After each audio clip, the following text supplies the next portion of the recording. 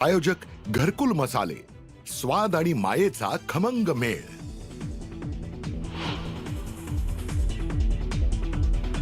आज राज्यातील 29 महानगरपालिका निवडणुकांसाठीचा प्रचार थंडावणार। उमेदवारांच्या रॅली आणि घरोघरी प्रचारावर भर।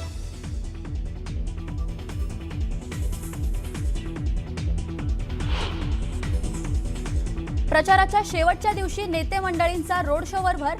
नागपुरात फडणवीस, मुंबईत शिंदेंचा रोड शो, तर राज ठाकरे पुण्यातील शाखांना देणार भेटी।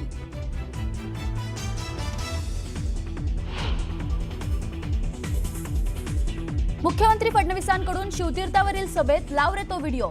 ठाकरे बंधूंचे एकमेकांवर टीका करणारे दाखवले व्हिडिओ।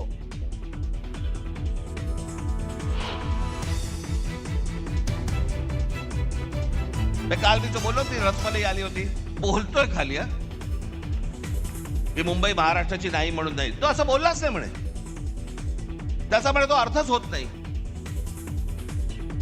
अण्णामलेंचा व्हिडिओ दाखवत राज ठाकरेंचा मुख्यमंत्री फडणवीसांवर हल्लाबोल।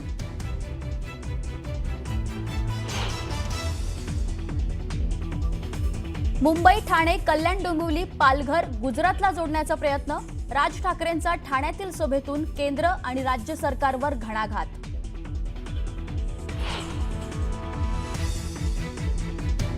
पाच वर्ष घरात बसून निवडणूक आली की मुंबई धोक्यात। एकनाथ शिंदेंची ठाकरेंवर टीका। करून दाखवलं तसं खाऊन दाखवल्याचं होर्डिंग लावा, शिंदेंचा टोला।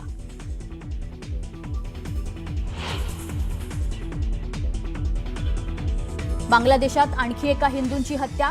समीर कुमार दास या व्यक्तीला जमावानं केलं ठार। महिन्याभरात 8 हिंदूंची हत्या।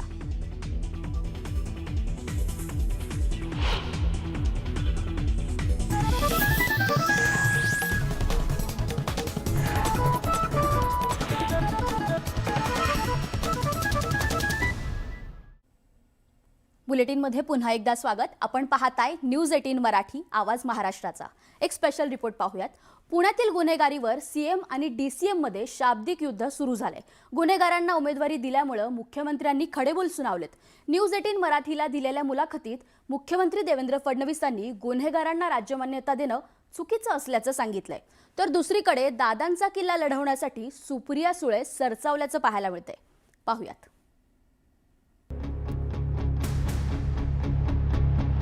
महापालिका निवडणुकीच्या प्रचारात पुण्यातील गुन्हेगारी आणि कोयता गँगचा मुद्दा पुन्हा ऐरणीवर आलाय। मागील काही वर्षांपासून पुण्यात खुनाच्या घटना वाढल्यात। कोयता गँगचा हैदोस राजरोसपणे सुरू आहे। त्यामुळे न्यूज 18 मराठीचे संपादक मंदार फणसे यांनी हाच प्रश्न मुख्यमंत्री फडणवीसांना थेट विचारला। पुण्यामध्ये खास करून तुमच्या मित्रपक्षांनी त्यांच्या एका मित्रपक्षाकडे गुन्हेगारांची तिकीटं दिली आणि हे सगळं जे गुन्हेगारांचं एक प्रकारे त्यांना मान्यता मिळण्याचं जे काम सुरू आहे त्या राजकारणामध्ये मला असं वाटतं खूप चुकीचं आहे। असं आहे बघा, गुन्हेगारांना तिकीटं द्यायची आणि मग ते इकडनं उभे आहेत तिकडनं उभे आहेत सांगायचं योग्य नाही आहे। म्हणजे माझी अपेक्षा नाही आहे त्यांच्याकडनं। शेवटी आपण सगळे ज्यावेळेस सांगतो कोयता गँग रद्द करा, आपण ज्यावेळेस सांगतो गुन्हेगारी कमी करा, आणि अशा परिस्थितीमध्ये जे अतिशय नामचीन गुन्हेगार आहेत, छोटे मोठे गुन्हेगार नाही आहेत, ते पुण्यातले टोळ्या चालवणारे, पुण्यामध्ये हिंसा करणारे, खून करणारे, मर्डर करणारे, खंडणी वसूल करणारे, अशा लोकांना ज्यावेळेस निवडणूक लढण्याची व्यवस्था आपण करतो त्यावेळी आपलं शहर आपण कुठे नेतोय याचा विचार कुठेतरी झाला पाहिजे। गुन्हेगारांना उमेदवारी देण्याचा राजकीय पक्षांनी विचार करायला हवा असा सल्ला मुख्यमंत्र्यांनी दिला। तर न्यूज 18 मराठीनं निवडणुकीचा बिगुल वाजल्यापासूनच गुन्हेगारीच्या विरोधात ठाम भूमिका घेतली आहे। 2 जानेवारीच्या बडे मुद्देमध्ये राजकीय पक्ष गुंडांना शरण जात आहेत का हा प्रश्न उपस्थित करून राजकीय पक्षांना या गंभीर प्रश्नावर त्यांचं मत मांडण्यासाठी आग्रही भूमिका घेतली होती। पुण्याच्या विकासासाठी गुंड का लागतात? राजकीय नेत्यांना आता तो शक्य होत नाहीये का? त्यांच्या हाताच्या बाहेर गेले का ते? मग आता गुंडांनी येऊन तो करावा, विकास करावा ही अपेक्षा आहे का त्यांची? का ते आपली खुर्ची त्यांना देत आहेत? पुण्यात बाहुबली राजकारणाचा जन्म होतोय का? ज्या उत्तर प्रदेश, बिहारला आतापर्यंत आपण बोलायचो, नाववट ठेवायचो, त्यांनी संपवला त्यांचा बाहुबली राजकारण तिथलं। आम्ही जन्माला घालतोय का? हे काय आणायची, कुठली संस्कृती आणायची, कुठली विषवल्ली या महाराष्ट्रात आणली जाते? लोकशाही कोयत्याच्या धारेवर यांना उभी करायची. न्यूज 18 मराठीनं ज्या पद्धतीनं गुन्हेगारांच्या विरोधात आक्रमक पवित्रा घेतलाय तशीच प्रतिक्रिया मुख्यमंत्री फडणवीस यांनीही व्यक्त केली. गुन्हेगार निवडून आले तरी त्यांची जागा महापालिका नसेल असा थेट इशारा मुख्यमंत्र्यांनी दिला. आपण इकडे गुन्हेगारीवर बोलायचं आणि तिकडे गुन्हेगारांना तिकीटं द्यायची, मला असं वाटतं योग्य नाही आहे. गुन्हेगार निवडून आले तरीही जर ते गुन्हेगार असतील तर त्यांची जागा महानगरपालिका नसेल, ती जेलच असेल. मुख्यमंत्री फडणवीस यांनी पुण्यातील गुन्हेगारीवरून अजित पवारांना टोले लगावले.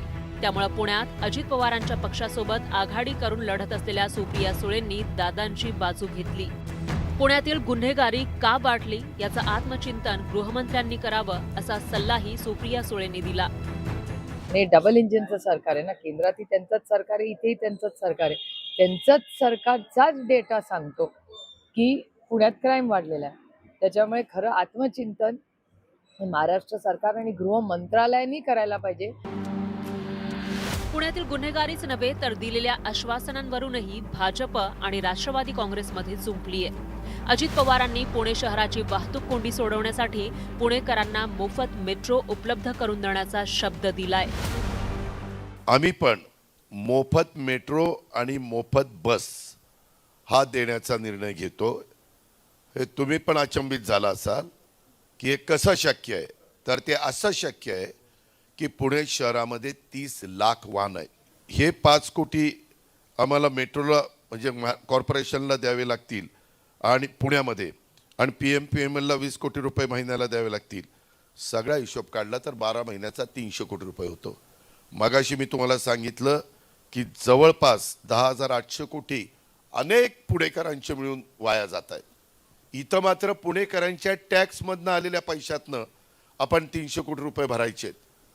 ते भरले तर पुणेकर सगळेजण मोफत जातील. अजित पवारांनी दिलेल्या आश्वासनाची मुख्यमंत्री फडणवीसांनी चांगलीच खिल्ली उडवली.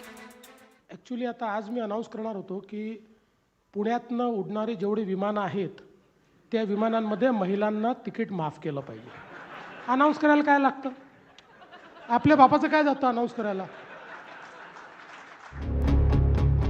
देवेंद्र फडणवीस आणि अजित पवारांनी सत्तेत आल्यापासून एकमेकांवर टीका केली नव्हती. मात्र महापालिका निवडणुकीच्या प्रचारात टीका करताना आणि टोले लगावताना कोणीही कसर सोडलेली नाही.